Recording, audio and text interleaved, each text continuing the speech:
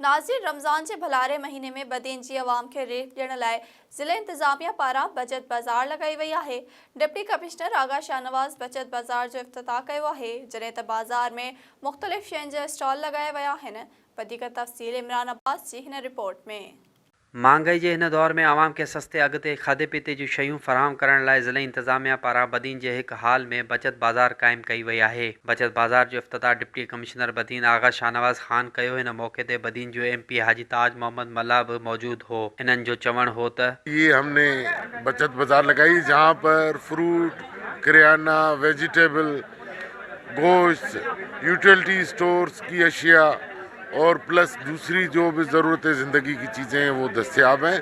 बचत बाज़ार में यूटिलिटी स्टोर जे स्टॉल सां गॾु गोश्त, सब्ज़ी ऐं रोज़मर्रा जे इस्तेमाल में ईंदड़ ॿियनि शयुनि जा बि स्टॉल लगाया विया आहिनि, जिते ख़रीदारी करण वारनि जी वॾी रश नज़र अचे थी। शहरीन जो चवणु आहे त बचत बाज़ार में उन्हनि खे काफ़ी रिलीफ मिली रहियो आहे। असांखे मार्केट खां घी जेको 30 रुपया किलो सस्तो मिले थो ऐं आयल बि असांखे 30 रुपया किलो सस्तो मिले थो।